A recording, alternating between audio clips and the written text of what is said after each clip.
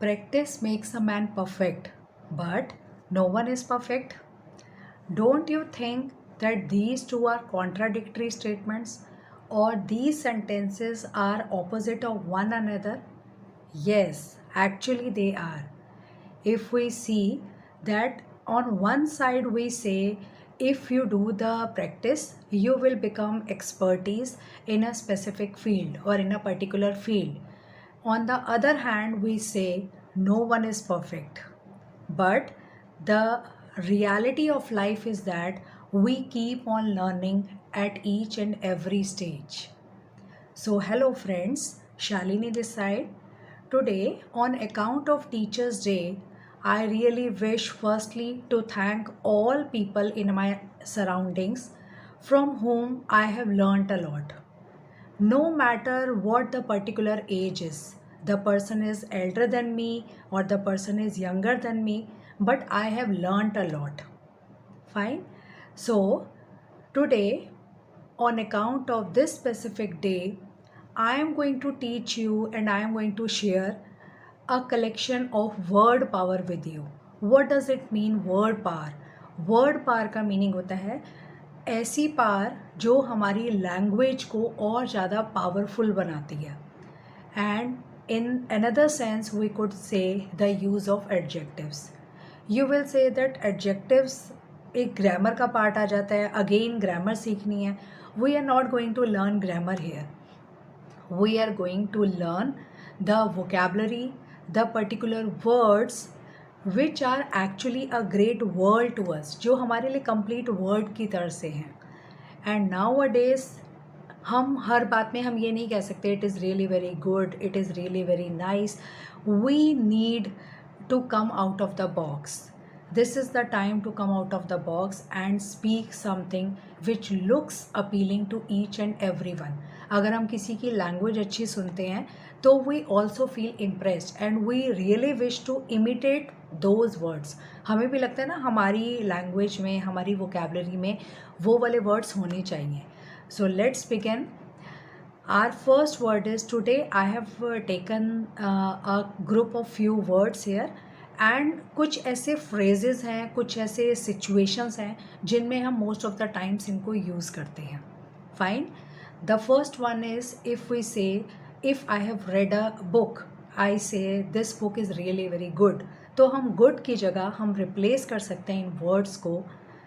Book के लिए कैसे हो सकते हैं? Informative, then fabulous, you could say appealing और engrossing.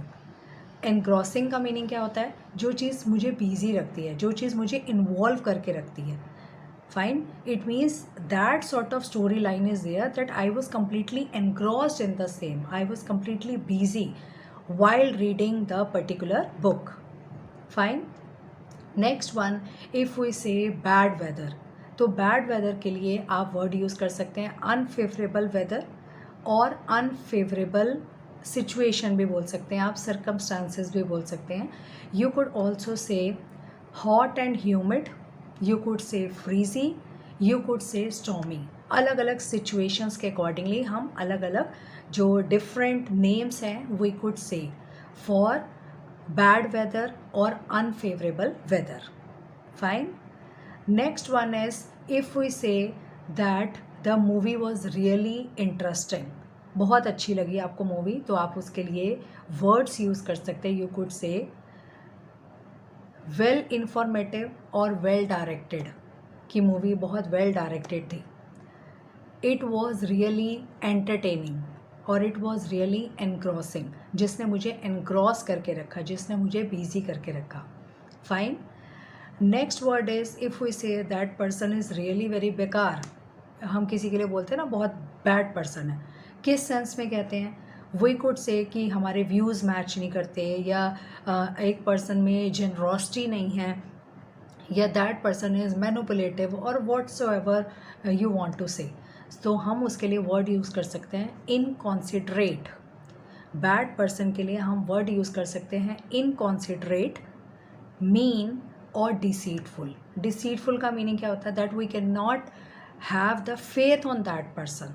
फाइन.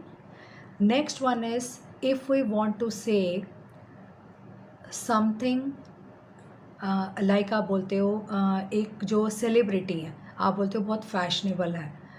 ऑब्वियसली ये जो सेलिब्रिटीज़ हैं वो फैशनेबल ही होंगे, तो आप उनके लिए वर्ड्स यूज़ कर सकते हो dynamic, glamorous and attractive. Fine. Next one we could say, अगर आपने कहा आप किसी ट्रिप पे गए, तो आप ट्रिप के लिए वर्ड यूज़ कर सकते हो नाइस ट्रिप। नाइस तो हम कहते ही हैं, आप उसकी जगह वर्ड्स यूज़ कर सकते हैं। यू कुड से एडवेंचरस, रीजुविनेटिंग और रिफ्रेशिंग। ये वाला मैंने आपसे पहले भी एक बार शेयर किया हुआ है in shorts, again as a sort of recapitulation for you. Okay, if we have gone somewhere और वहाँ का मील हमें बहुत अच्छा लगा। मील तो actually it is a great attraction everywhere, चाहे हम घर पर हों या हम बाहर हों, wherever we go, food is always should be very appealing and attractive, जो एक पर्सन को सेटिस्फाई कर पाए। No, because everybody has his own taste buds. So अगर फूड बहुत अच्छा लगता है आपको, तो आप उसके लिए वर्ड यूज़ कर सकते हैं डिलीशियस। तो एवरीबडी डज, बहुत सारे लोग यमी डिलीशियस बोलते हैं। Apart from that you could say scrumptious, you could say delicious, you could say nourishing, and you could also say palatable. Palatable, nourishing, इन सब का मीनिंग है जो माउथ वाटरिंग डिशेस होती हैं, जिनको देख के मुंह में पानी आता है, you feel attracted to those objects. और स्पेसिफिकली हम यहाँ पर ईटेबल्स की बात कर रहे हैं, तो हम उसके लिए वर्ड यूज़ करेंगे ये सभी which I have discussed with you. Fine, thank you so much. But before leaving, I really wish to again thanks to all the people in my surroundings, चाहे वो मेरे स्टूडेंट्स हों या मेरे अपने चिल्ड्रन हों या हमारे जो फ्रेंड सर्कल्स हैं या हमारे जो रिलेटिव्स हैं, नियर और डियर वंस हैं। From each and every person we keep on learning. हम कुछ ना कुछ सीखते रहते हैं, चाहे वो मोटिवेशन के फॉर्म में हो, लाइफ की प्रॉब्लम्स को डिस्कस करना हो, चाहे लाइफ की जो इश्यूज़ हैं उनको रिजॉल्व करना हो। So we keep on learning, and before leaving I really wish to suggest one tip to you, that be innovative. Nowadays it is the trend that one is supposed to be very fast in this scientific technological world. So at least if you see, अगर आप computers पे देखते हैं तो you will see सब कुछ इतना vast है, it is looking like a complete world to you. It is like a window which is opening a great world to you.